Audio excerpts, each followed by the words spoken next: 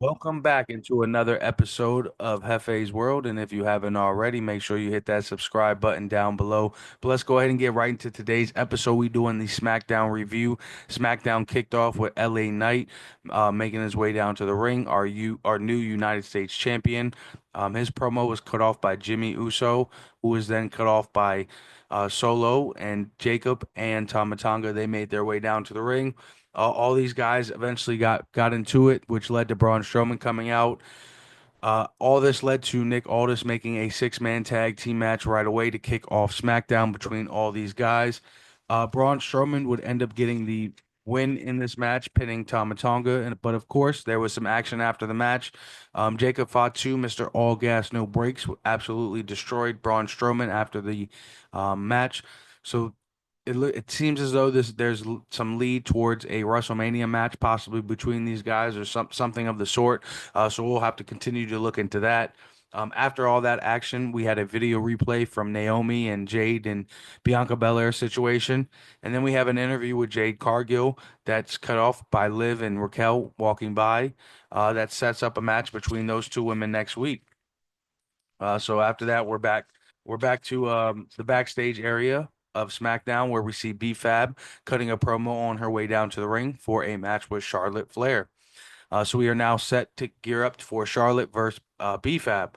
Uh, Pretty good match between these two women. That unfortunately ends with B-Fab tapping out to a figure eight. Charlotte, however, would not let go, and this would lead to Tiffany Stratton coming out. These two women could absolutely not be contained during this portion. No matter how many security guards they kept bringing out, these two women kept going at it, kept going back and forth. Eventually, they would make their way to the back. We thought this was all said and done. We got a video package by Drew McIntyre cutting a promo on Damien, followed by The Miz coming out for Miz TV. However, as The Miz was beginning to start Miz TV, Tiffany Stratton and Charlotte Flair were again shown at the top of the entrance ramp going at it. Tiffany would eventually hit a move on Charlotte that would take everybody out. She would leave the area saying that she is now our queen. Then we would get right into The Miz with Miz TV. He would cut a promo on Cody that would eventually get him to call Cody out. Cody would make his way down to the ring, and Miz, as Cody got into the ring, told the people in the back to cut Cody's music, and we're done with all that. Cody would then obviously get upset, get into the ring, and attack the Miz.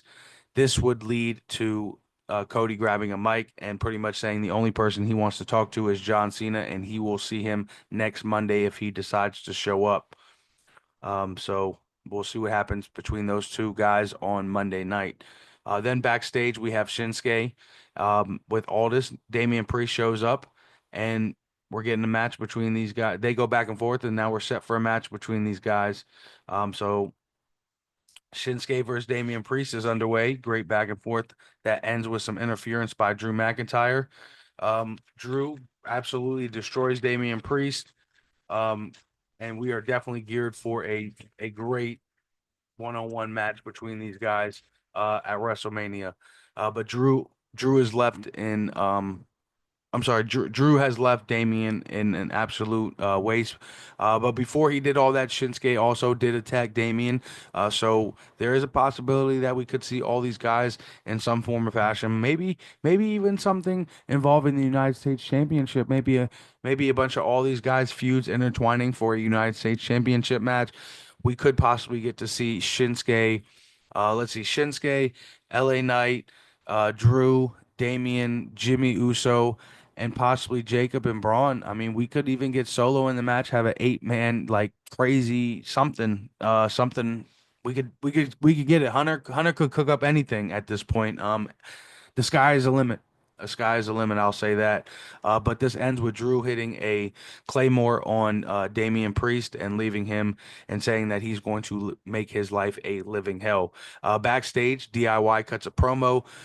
Motor City Machine Gun comes up and they cut a promo on DIY and says that they're pretty much coming for them. Backstage, we see Chelsea Green with her new flock and then Zelina Vega would come in and say she's going tell them that she's going to win the title. However, Piper said that she will have to go through them before she can get to Chelsea, and Zelina says no problem. So we will be getting to see some matches between Zelina and Piper in the near future that will possibly lead to a match with Chelsea Green. And then back to the ring, we are geared for Randy Orton versus Carmelo Hayes. Before the match started, however, Randy Orton tried to shake Carmelo Hayes' hand. Carmelo Hayes would deny him. Randy Orton, after a great back and forth match, would pick up the pinfall victory after an RKO.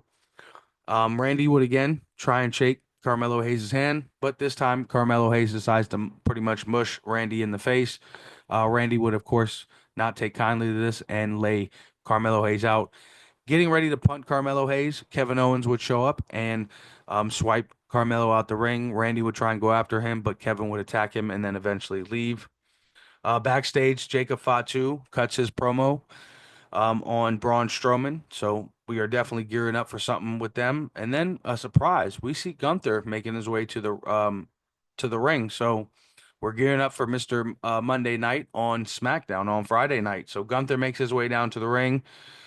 Um, he pretty much cuts a promo on the Spain on where they are and says that they should be in Madrid.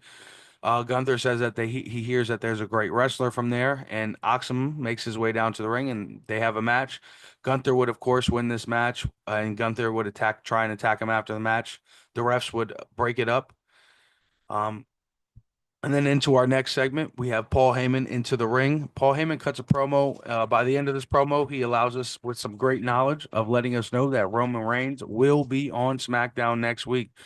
So what will we get from Roman Reigns? Will Roman Reigns bring CM Punk and Seth Rollins to SmackDown next week? And before SmackDown, could Roman be on Raw? We shall see. But then after this, we have a backstage little cut to the Street Profits gearing up for the win tonight. Um, trying to gear up for a win tonight against DIY. Legato would walk in and pretty much let them know that they are next. And now we are at our main event, DIY versus the Street Profits for the tag team titles. This was a great back and forth match. I, for one, thought there may be some interference at some point to end this match, but the Street Profits won cleanly. So new WWE Tag Team Champions, the Street Profits. Um, it's time for the smoke. They want the smoke. Who's bringing the smoke? We got the smoke.